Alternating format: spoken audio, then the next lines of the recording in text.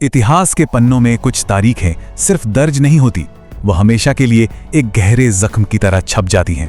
13 अप्रैल 1919, जलियांवाला बाग। आज के इस ऐतिहासिक विश्लेषण में हम सिर्फ इस घटना की बात नहीं करेंगे, बल्कि सिलसिलेवार तरीके से समझेंगे कि आखिर उस दिन हुआ क्या था और उसकी गूंज आज एक सदी बाद भी हमें क्यों सुनाई देती है। चलिए सीधा उन तथ्यों पर नजर डालते हैं। अब इस घटना को गहराई से देखने से पहले एक बहुत ही अजीब और असहज करने वाला सवाल जहन में आता है। क्या कोई इंसान सच में इतना क्रूर हो सकता है? ये जो आज की हमारी चर्चा है ना, ये सिर्फ कुछ तारीखों को याद करने के लिए नहीं है। ये इंसानियत की उस हद को समझने की कोशिश है जिस पर आज के वक्त में यकीन करना भी मुश्किल लगता है। तो जरा उस जगह की कल्पना कीजिए। अमृतसर का एक बाग जो चारों तरफ से ऊंची पक्की दीवारों से घिरा हुआ है। अंदर हजारों लोग मौजूद हैं और बाहर निकलने का सिर्फ एक छोटा सा संकरा रास्ता। वहां जो भी मौजूद था उन्हें दूर दूर तक इस बात का कोई अंदाजा नहीं था कि वो एक ऐसे जाल में फंस चुके हैं जहां से वापसी का कोई रास्ता नहीं बचेगा। ये उनका आखिरी दिन होने वाला था। शुरुआत करते हैं हमारी पहली कड़ी से, बैसाखी 1919, जो बिल्कुल एक शांतिपूर्ण सभा के तौर पर शुरू हुई थी। उस दिन का माहौल बिल्कुल उत्सव जैसा था। बैसाखी का दिन था ना, आदमी, औरतें, छोटे छोटे बच्चे सब नए कपड़े पहनकर जश्न मनाने आए थे। वहीं दूसरी तरफ कुछ लोग शांति से विरोध भी कर रहे थे। वो अपने दो बड़े स्थानीय नेताओं डॉक्टर सैफुद्दीन किचलू और डॉक्टर सत्यपाल की बिना वजह गिरफ्तारी से नाराज थे। लेकिन सबसे जरूरी बात जो हमें यहाँ समझनी है वो ये कि ये पूरी की पूरी भीड़ बिल्कुल निहत्ती थी। वहां दूर दूर तक किसी हथियार या हिंसा का कोई नामो निशान नहीं था। अगर हम वहां मौजूद लोगों की संख्या की बात करें तो ऐतिहासिक अनुमान अलग अलग हैं। कुछ रिकॉर्ड्स बताते हैं कि वहां 10,000 लोग थे, तो कुछ के हिसाब से ये आंकड़ा 20,000 तक का था। लेकिन नंबर चाहे जो भी हो, सच ये है कि उस बंद चार दीवारी के अंदर हजारों की तादाद में निहत्ते लोग खचाखच भरे हुए थे।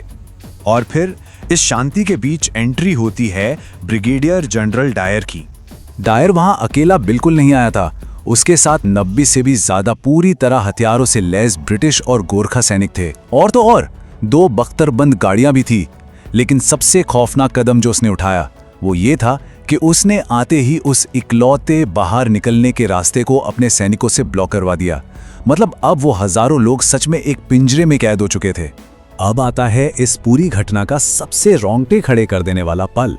बिना कोई चेतावनी दिए, बिना किसी को वहां से जाने का मौका दिए, डायर ने सीधा आदेश दिया, फायर। और बस उसी पल से अंधाधुंध गोलियां बरसने लगीं।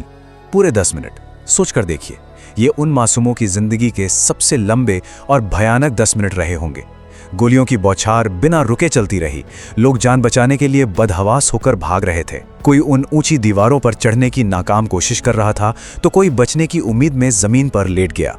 1650। और पता है उस निहत्ती भीड़ पर कितनी गोलियां दागी गईं? 1650 राउंड। ये कोई छोटा आंकड़ा नहीं है।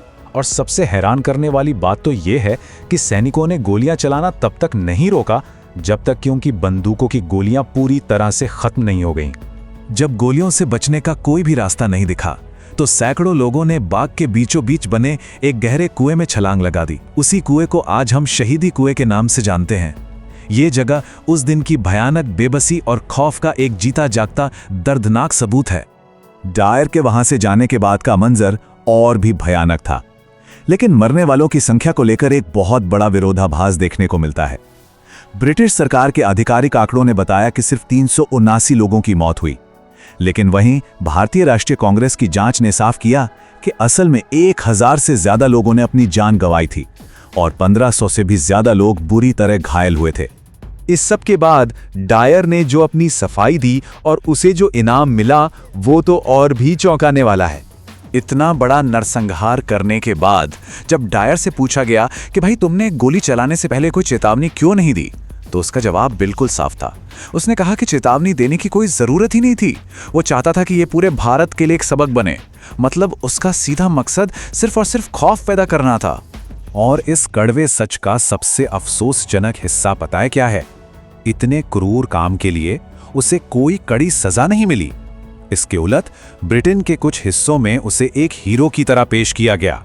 हाउस ऑफ लॉर्ड्स में उसका बचाव हुआ और आम लोगों से चंदा इकट्ठा करके उसे 26,000 पाउंड की एक बहुत बड़ी रकम इनाम के तौर पे दे दी गई।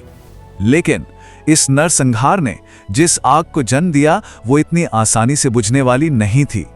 यहीं से शुरू होती है ऊधम सिंह के बदले की कसम। न्याय का ये पहिया बहुत धीरे घूमा।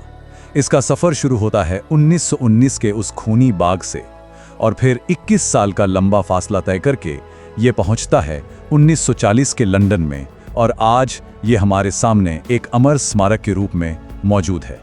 उस दिन उस बाग में एक 20 साल का नौजवान भी मौजूद था जिसने इस पूरी तबाही को अपनी आंखों से देखा था। वो थे ऊधम सिंह। पूरे 21 साल इंतजार करने के बाद ऊधम सिंह ने 13 मार्च 1940 को लंदन जाके माइकल ओडायर को गोली मार दी। ये ओडायर वही शख्स था जो 1919 में पंजाब का लेफ्टिनेंट गवर्नर था और जिसने जनरल डायर के उस खौफनाक फैसले को पूरी तरह सही ठहराया था। इस हत्या के लिए ऊधम सिंह को फांसी की सजा तो सुना दी गई, लेकिन उन्हें इसका 1% भी पछतावा नहीं था। उनके आखिरी शब्द बहुत कुछ कह जाते हैं। उन्होंने साफ कहा कि उन्होंने बस अपना फर्ज निभाया और उस अन्याय का बदला लेने के लिए जो जरूरी था बस वही किया। आज इस घटना को 1 सदी से भी ज्यादा हो चुका है, लेकिन इसकी विरासत एक ऐसी विरासत है जिसे हम कभी भूल नहीं सकते। वो शारीरिक और मानसिक जख्म आज भी पूरी तरह ताज़ा हैं। अगर हम आज भी जलियांवाला बाग जाएं तो उन पुरानी दीवारों पर गोलियों के निशान साफ देख सकते हैं। वो शहीदी कुआं आज भी वहां आने वाले हर इंसान को उस खौफनाक दिन की याद दिलाता है। और एक सच्चाई ये भी है कि इतने सालों बाद भी ब्रिटेन ने इस घटना पर गहरा दुख तो जरूर जताया है, लेकिन आज तक कोई स्पष्ट या औपचारिक माफी नहीं मांगी गई है। इतिहास की इन मूक लेकिन खौफनाक दीवारों और उन पे मौजूद अनगिनत गोलियों के निशानों को देखकर जहन में बस एक ही गहरा सवाल उठता है, आज हम जिस आज़ादी की खुली हवा में सांस ले रहे हैं उसकी असली कीमत क्या चुकाई गई है। इस पे हम सबको मिलकर विचार करना चाहिए। इस ऐतिहासिक चर्चा में शामिल होने के लिए बहुत बहुत धन्यवाद।